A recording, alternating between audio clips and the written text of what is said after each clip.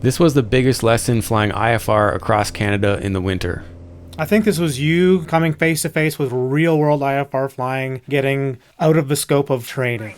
Press 2 for weather briefing or flight. I was a freshly minted instrument pilot and was glad to be launching from Luke's base. You know, I remember briefing the weather with you that morning. You understood all aspects of it. Another mentor and friend that was helping me get through this trip and then debrief afterwards was Ryan. He had a different view about how this one went. It was a thin layer. We knew we'd be way above it after we got through it. And if by some fluke ATC put us in it for cruise or something, we would just say unable and ask for higher. I've got a different way of looking at that whole situation, and I completely disagree with kind of how it was handled. And I've got a third mentor weighing in on this one. I've just met him and read his book. Michael is very impressive. If there's one thing I've learned in 50 plus years of flying, it's that weather is dynamic, unpredictable, and constantly changing. And in spite of all the new tech tools, ice is never a known.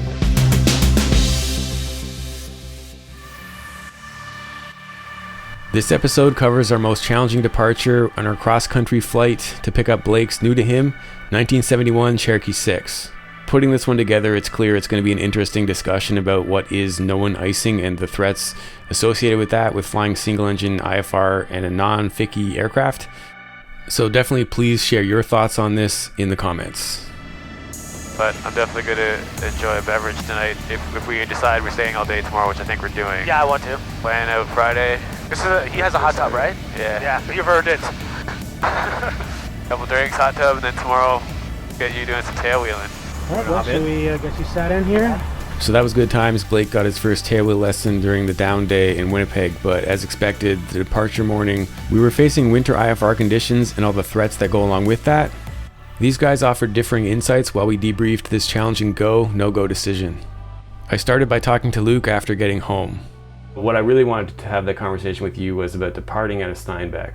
Yes. So we took our break that day. I was pretty frazzled. That was a good first day of flying. That was the first day of the mission to get to you. It was 2 big legs, 6 hours of flying. I was fried, and it was good to have a day off to let Blake do some flying, and I got to be back into filmmaker mode. It's cool to see your plane sitting there parked beside it. Yeah, I know, right? From the minivan to like the crotch rocket. That's exactly, yeah, pretty much. Right. That saves me doing a voiceover for There that. you go. This episode has already been published, and it's a good one. But the next day leaving, we knew we're up against this situation. You want to hear this? Yeah. We're 3 minutes late. Okay. 4 minutes late. Tire pressure. We had created personal minimums. One of the big ones was, I'm not going to fly into visible moisture if the freezing level is below the MEA. That's a smart personal minimum for IFR with an airplane that can't go into icing, right? Problem is, of course, the situation in the prairies at that time of the year. Waiting for the fog. It's pretty difficult to completely avoid it. So do you want to talk me through the decision-making process that you helped me with that morning when it's like I had to launch into like an 800-foot overcast, basically immediately breaking my rule right then and there to get out? Right. Yeah, I remember we woke up really early, and I think you said, yeah, we're not going. Well, what I said to you was, if this is my flight test and I'm presenting this plan to you as an examiner, I can't pass the flight test if I say I'm going, because this is a no-go based on the black and white of it. Right. That's fair. But we're not on the flight test. So yeah, on paper, it's a no-go, but there is more to the discussion than that. And I think we had that discussion. There was a lot of things in your favor that morning. From a weather standpoint, yes, you were going to climb into a fairly low overcast. Do you remember what the tops were? Oh yeah, totally. So I mean, the decision making was this will be a brief climb through ice, potentially. Potentially. But it'll be light at best. It'll only be like a couple thousand feet at most of a climb through it. And then we're going to be in this clear, beautiful blue up there for the whole rest of the way. Mm-hmm. And then the destination forecast was not even guaranteed that it was going to be a problem there. And if it was, it would have been a similar thing of descending briefly into it and then lots of time. So this was only a brief potential exposure to what would have been light ice at best. So I knew there wasn't exactly a risk, but I'm dealing with this whole student aspect of known icing. Here's the FAA interpretation that Michael sent me. Feel free to pause if you want to read it, but it's nebulous. Hi, Steve. I think you and I have a lot of the same goals as pilots, but I want to acknowledge you for your willingness to learn from your decisions and choices. That, to me, is an indication of your character and your drive to become a better pilot. Hey there, how you doing? So it's Charlie Foxtrot, Quebec Yankee Hotel, just calling in to get IFR clearance on the ground, and we're 5 minutes late for our flight plan. I've since learned that picking up the clearance as related to the flight planned estimated time of departure is not nearly as critical as the void time after getting the clearance. I talked with my friend Carl Sanderson, who's a pilot and controller at Denver Center, about void times. Surprisingly, he said there's nothing in writing about the way controllers handle void time departures from non-towered airports, but controllers know it often takes a few minutes to establish radio and, especially in this part of the country, radar contact in the boondocks. So don't rush. Take your time. They're not going to release another aircraft into that airspace until they're pretty sure you don't need it. And if you need to take a few extra minutes to load a passenger, check one more time for PIREPs, one more bathroom stop, air a low tire. Just call and request another void time. It's really no big deal. And I guess we're going to look for at least 15 minutes on the void time just because we got to get started up. You need 15 minutes. Okay, so we put you on hold and give the controller a go. Thank you. I wish I'd had that insight from Michael at the time of this flight. We're going to end up using every drop of those 15 minutes and unnecessarily stressing to make it. We came up with this idea that write down your personal minimums to have like a clear, distinct line, which seems like, yeah, that's a good idea. So the icing one, for instance, was no flying IFR in IMC if the freezing level is below the MEA, which seems like it makes a lot of sense on paper, right? Like that's just, yeah, that's logical in a non-FICI airplane. Immediately that was the problem we had in Steinbeck. We're not GPS equipped, so we can't do direct. We're going to need it as we filed it because it has to go on the airways. Okay, step back. Thank you. In order to get out, we had to fly through what was forecast icing in a thin layer, but it was real. But, you know, I did the briefing with Luke and talked through that. And that really was a situation where I had to violate the personal minimums right then and there or not go. But Luke was like, if you don't go, it's going to be a long time here. This is, you know, the prairies in the winter. This is what it is. Here's the thing. In a non, and I'm just going to be straight with you on my interpretation is, to me, known icing is invisible moisture, so in cloud below the freezing level. Yeah. And realistically, you could even pick it up in slightly above freezing. But I understand that there's sometimes you have to do what you have to do. Like if you know it's 100 feet thick, you're going to punch through it, sure. But how do you know it's 100 feet thick? And then if we're okay, it's this slippery slope. It's like, okay, well, if it's 100 feet thick, what if it's 500 feet thick? Do I punch through it? What if it's 1,000 feet thick? Do I punch through it? Like, where's the cutoff? Because at the end of the day, visible moisture below freezing is still icing. Yeah. Interesting that they didn't look at the fact that we don't have GPS. That seems to be a trend on this trip, right? Because we couldn't have possibly done direct from that VOR. No. Here's your checklist. So let's touch on a couple of the things that went into those decisions that you made in the Cherokee 6 departure. So we knew that, yeah, we're not going to be sitting in it, we're not going to be cruising in it, and if we got a clearance that put us in it, we would just say unable. Yeah, always transiting through, yep. It worked out. It's just that decision-making process, I'm glad I had you there, because as my experience level, based on what I was seeing quantifiably, I kind of had to say no, right? But I wasn't like feeling good about the no. It's just that I'm trying to do the right thing. Yeah, I mean, it's a deep, deep subject. The scope of an instrument rating cannot possibly cover every variety of potential icing scenarios. What I did when I was a very young IFR pilot was a lot of consulting with people much more experienced than me, knowing what my capability is, what is the airplane's capability, and really what is the real world impact of the weather that I'm facing. You'll never master the weather. It's such a dynamic thing. Now, we often make decisions when we don't have all the information we need to make those decisions, even when we are convinced that we do. And in spite of all the new tech tools, ICE is never a known. In fact, in spite of the FAA's legal interpretation that I sent you a few days ago, I consider the term known icing an oxymoron. I've been surprised by ICE many times in my years of flying. And if we just have one out, like lower terrain that we can escape to, or top reports indicate that we can climb quickly through the icing layer, what if? What if that doesn't work out? What is plan 2 or plan 3? I consider one option, if things don't go as planned, an emergency. And we need to have more options if we're going to stay alive when weather inevitably surprises us. What are you looking for? Looking for my GDL 52.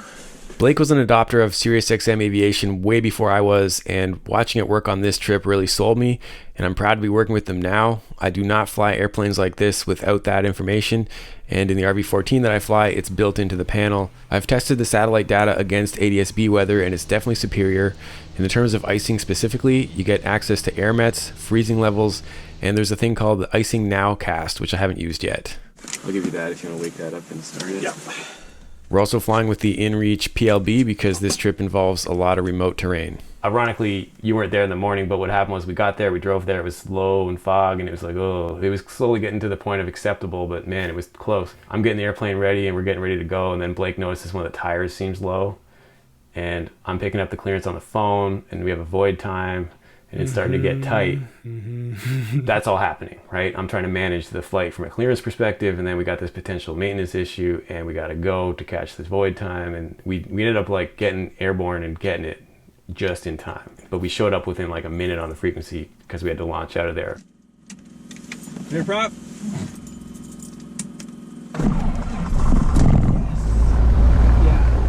To me, what I talked about with my other mentor, Dennis, was known icing as a PIREP. He's like, that's the thing. It can appear where it's not forecast. It can appear where it is forecast. But the reality of it is truly known icing is a PIREP. And that's that instance of time. It may or may not be there later. And it may or may not be forecast where it's reported. The best indicator is what you're seeing out the window at the time. So that's interesting. So your take on that one was no go, too bad, period. My take on that is in a Cherokee 6 with no de-icing equipment, I would not be blasting through a layer, and 1,000 feet's a layer of cloud below freezing. I'll have to look at it again when we climb through and see how long it actually took. It might be less. It might have been 500. It probably was 500, to be honest, because of how fast. But what if it turned into 1,500? You know, like there's all these what ifs that I gotta. Yeah, no, that's true. And I think the thing was, it was thinning out. There's no question that it was trending in a good direction, and it did work out that way. We didn't pick up any, and then we were pretty much above, and it was clear by the time we got to where we were going, Thunder Bay, I guess it was. The concern was we'll face it again potentially, but we didn't. It was clear descending through. Another debrief point for winter flying is that you got to realize everything is going to take a little bit longer. You're just moving slower when it's cold. The airplane takes longer to warm up. Prep takes longer. And in this case, we definitely ended up feeling like we were behind, and that created pressure that I shouldn't have allowed to be there. Let's talk about rushing. We need to become acutely aware of how it feels when we rush, and just stop. Break the chain, as it's often said. Your clearance at a little airport will always contain the phrase, void if not off by. Void if not off by. That means you should be airborne or off the ground by the void time, so that the airspace can be open to other aircraft if you're not going to use it. I'm glad to now have the insight that it isn't that you need to be talking to them by the void time, but rather that you just need to be off by the void time. Right, we have 2 minutes to take off. 2 minutes to be talking to them? Yeah. Seriously? Yeah. That's going to be close. So if we understood that's how it really works, we'd have known we didn't actually need to be rushing in this case. Right, we're done our takeoff check? Yep. But man, this backtrack, takeoff, and initial climb felt like it took forever when we thought the void time was imminent. Understanding what the risks were that morning and understanding all the things that were in your favor, having low tops, blue skies on tops, light airplane, low elevation, there was a lot of things going for you, and I knew at worst you would have just maybe trace exposure to ice, so I felt like it was a very safe option for you. I knew it was the safest choice. I mean, compared to flying underneath it or something like that, trying to find clear weather. Right, yeah, exactly. And we ran into that getting out of Thunder Bay, a similar kind of situation. There was a guy leaving in a Mooney that didn't have his instrument rating. His plan was to scud run a long way under it. Yeah. And I was like, wow, I'm so glad not to be doing that. I'm going to launch out of here. It's going to be beautiful blue all the way to Toronto, which it was. I think the thing I was up against was knowing, and I think you said it, is like, if you wait for better, you're going to be here for like 2 weeks. And in fact, it probably will get worse. This is actually as good as it gets in October in Winnipeg, right? Correct. I'm glad you gave me that soundbite where you talk to your mentors going through this stuff, because this is real world IFR, trying to apply the rating and trying to do your best to be that student that's come through and think like a student when you're doing it. Yeah, that was a great learning moment for me. It was a great learning moment for Blake, who's working on his rating. And it was so liberating to have it work.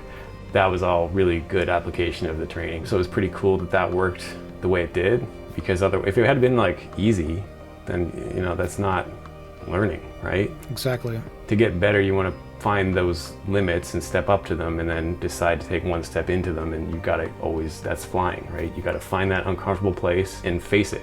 100%. Exactly. Not, getting in too deep, which you did. Like, for instance, had it been a day where you were between layers, that would have been an entirely different discussion. Right. Because if you get sandwiched into it or forced, and then you're potentially in cruise picking up ice and nowhere to go. Because that's the other thing, is there's no airports. Like, once we're out there, it's like that's a long way to the next stop. So if we start picking up ice. Exactly right. The last thing it was a rash decision to launch that morning. I felt like it was a very safe decision. And finally, let's all agree to delete the word mission from our vocabulary. It's appropriate in the military when someone is shooting at you, but it's proven to be a very bad thing in general aviation if we look at our accidents. Now, pilots are pleasers. We make it our mission to deliver the passengers or cargo or airplane on time. But that personality trait has killed a lot of folks. This episode might have raised more questions than it provided answers, but I think that's okay given the topic. Icing is definitely one of those nebulous things that really requires attention and consideration. There's no clear answers. And huge thanks to longtime collaborators Luke and Ryan for weighing in on this one, and welcome to Michael, a new mentor that I'm looking forward to learning a lot from. We'll definitely be hearing more from him in the future, and I've included information and links for all three of these guys in the description, so definitely check that out and throw some support their way. And until the next one, keep your flight chops sharp. Steve, thanks again for your kind invitation to appear today. And I look forward to checking back in with you periodically. Cheers.